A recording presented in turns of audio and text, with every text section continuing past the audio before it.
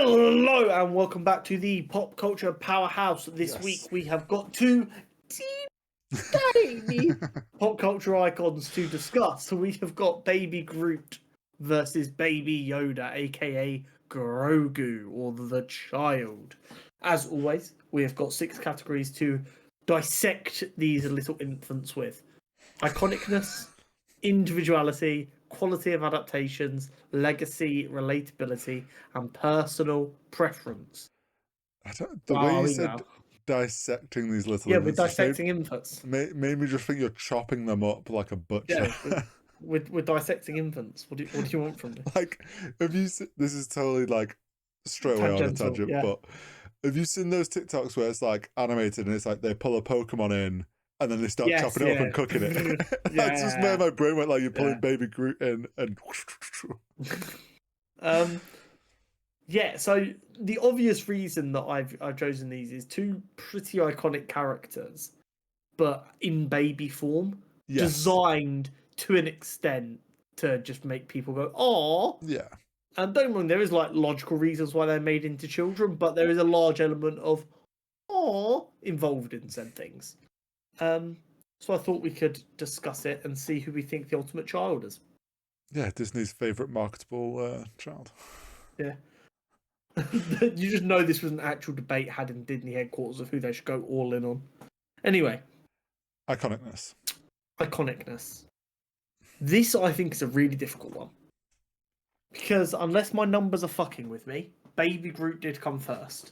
And kind of captured the market on smaller, baby, cuter things. Yeah, Baby Groot was first. And we got...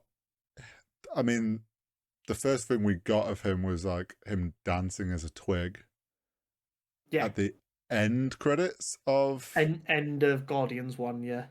And then obviously in the second one is when he is little Baby Groot running around. And then we got him dancing for the entire opening sequence of Guardians 2, which was phenomenal. And the iconic meme of Rocket buttons, explaining the detonator to him. Yeah. I am Groot. No, you kill us all. Yeah, so he definitely did come first.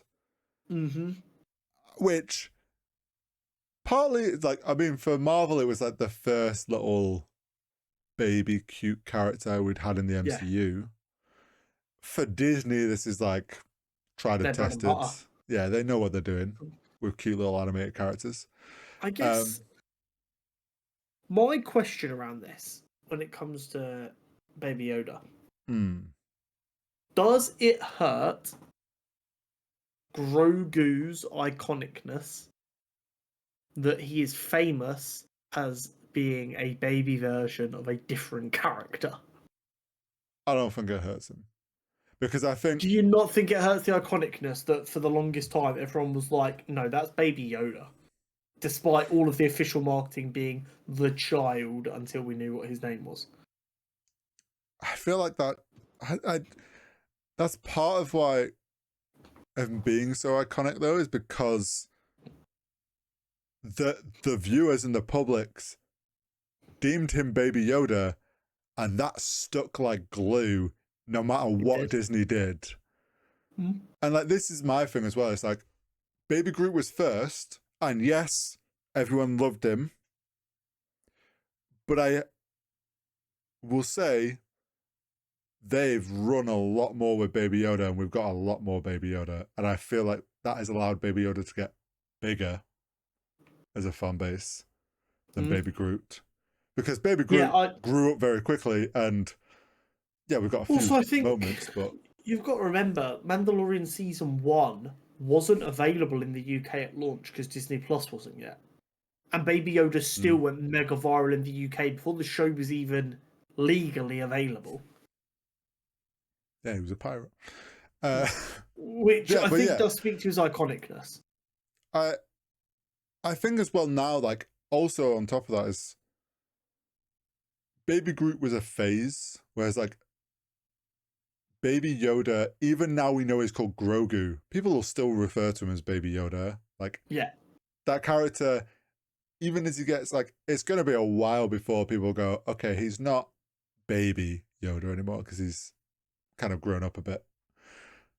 So just he's had a lot longer of a period of time to gain more fans and become more iconic. And like he is iconic to the Mandalorian series.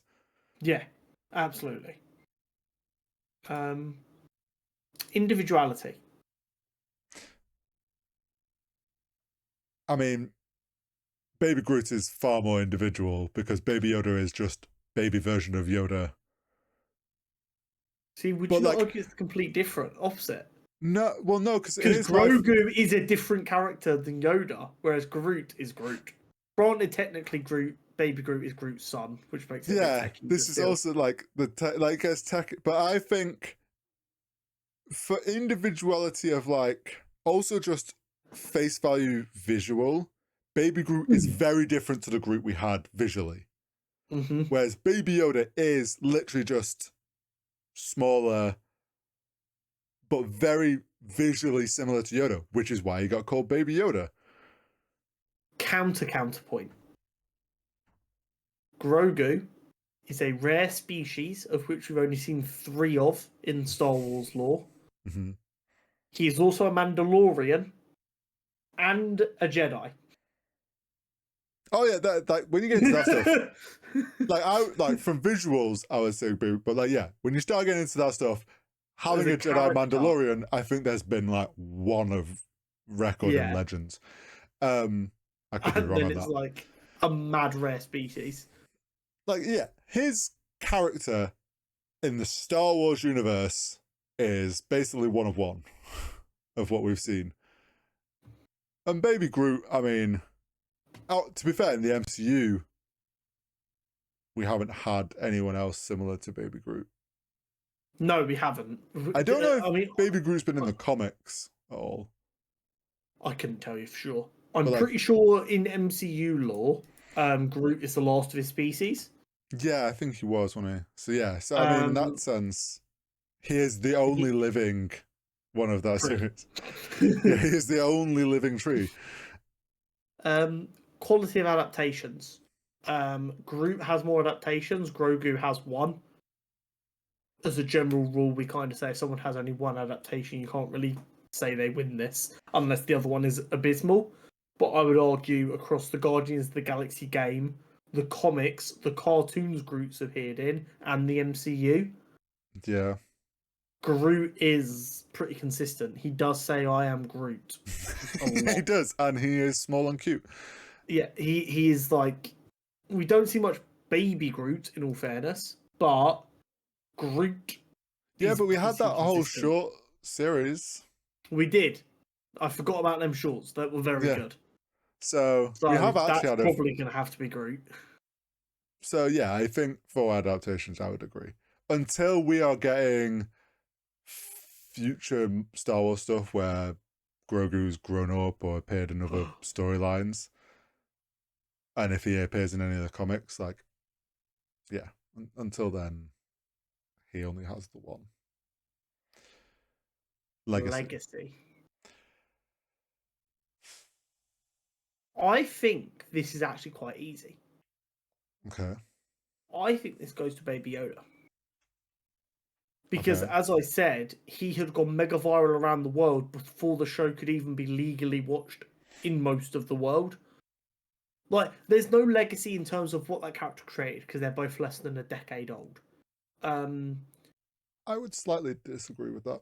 Okay. I actually think Baby Yoda has basically made it part of the must-haves in new Star Wars projects of there has to be some small baby cute creature for fans to get behind. Neil's little baby brother. Like, I would argue that existed before, though. I mean, that started with the Ewoks. Yes, but not to the same degree. I definitely think there was a shift after Baby Yoda where Star Wars was like, oh, we need to market this shit more. And like, I'm not saying that's like an amazing legacy, but like there has been change. There was a period of time where Baby Yoda was literally like the biggest thing on planet Earth, it felt like. There were people I knew who didn't even like Star Wars and who had never watched Star Wars, who were literally casually using the term Baby Yoda. Like, it was weird. It was a weird time. It really was. The little did them fuckers know in 2 years we were going to be locked inside for their treachery. I mean, we also like Baby Groot gave us the rocket meme and like the dancing clip went around, but like Baby Yoda, I feel like over the seasons has been quite a few memes from Baby Yoda that have like and the gamer meme we get from Baby Yoda compared to the rocket button one is when Mando's got his sniper out and you've got Grogu looking a little evil in his bubble thing. And it's like when your good friend carries you at a game you're trash at, and it's like, ha, yes, die, noobs. Yeah, and then there's also the other big meme was the one of him stood there with a cup of tea, just sipping it. But like that's or like the eggs or whatever it was from the alien they rescued. Baby Yoda's very memeable, especially in season 1. Yeah. So I mean that legacy is already more than what Baby Groot has given us. I mean, Baby Groot's given us some memes and different things, but like we've said, he grew up very quickly in the MCU. So it's kind of like there's not really much specifically tied to Baby Groot. Yeah. Relatability. I find them both incredibly relatable in different ways.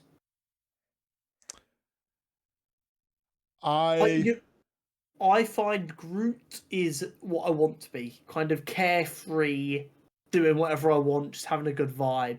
Whereas Yoda is like what I actually am, which is like weird noises and seeming stress.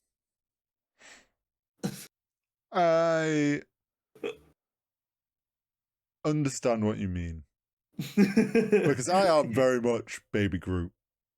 I am carefree and do what I want and don't always listen. And at the same time, Baby Yoda is a Jedi and a Mandalorian, and I relate to wanting to be those things. I too want to wield the dark saber and ride a. If I was asked to choose between being a Mandalorian or a Jedi, would really struggle to make a decision. That's kind of based of him. I also make weird noises and snack a lot. So you are also 50 years old and act like a giant baby. This is true. Even on the age level, I too would like to just sleep in an egg. Does look comfy. Yeah, they are both weirdly relatable characters because they are just like the innocence we all feel like we've lost by getting older to an extent. They're different parts of it. I think they're very much kind of like what you'd call like a mood character. Like whatever they do, you're just like, yeah, that's a mood. Which is why they've been memed a lot. Yeah, that is exactly why people fall in love with them. Because they're really cute looking and they do stuff, and you're like, same. Yeah, I get it. Personal preference. Yes, I am slightly biased by Star Wars, and also just. I think purely because we've had more of him, I would lean Baby Yoda. I absolutely get that. That's what I expect from you. I am the opposite way. I think the opening sequence of Guardians 2 is one of my favourite opening sequences of all time.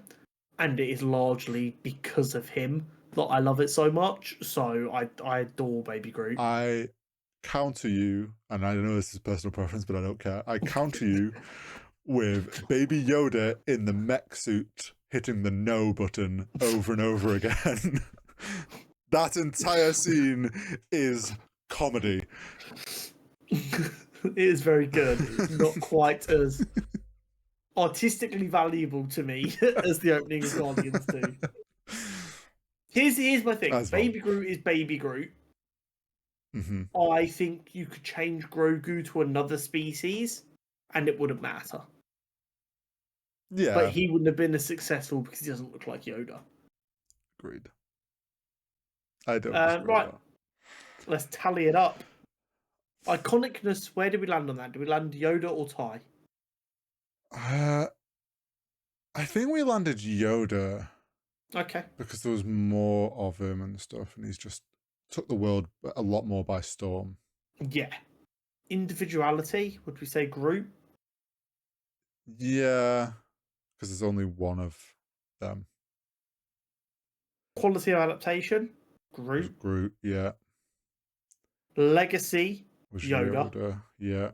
Relatability is a tie. Yeah. And personal preference is a tie. Making it an incredibly narrow 2-1 win for Groot. That might be, ironically, one of our most narrow pop culture powerhouses. And I guess it makes sense. These are like the first time we've actually managed to have two characters that fill the exact same niche. Yeah, they do. They are literally the bread and butter of Disney. And they know what they're doing with little baby characters. Mm-hmm. Like, return on investment from character design, these have got to be two of the highest paying return on investments Disney have ever had. Whoever in the ideation phase of Mandalorian, when they were figuring out, like, okay, we want a child, right? What species do we make it? And they were probably like pulling up Star Wars species, and whoever in that room went, why don't we just make him like Yoda's species? Whoever the idea that was, I hope they got a bonus that year. Yeah, a fat one. Yeah. I hope they asked for a portion of merch Royalties. sales for the character. Anyway, that is it from us this week on the Pop Culture Powerhouse. Thank you so much for being here. Don't forget to like and subscribe. Leave a comment down below who you'd like to see us pit up against each other. And we'll see you next time. See you next time.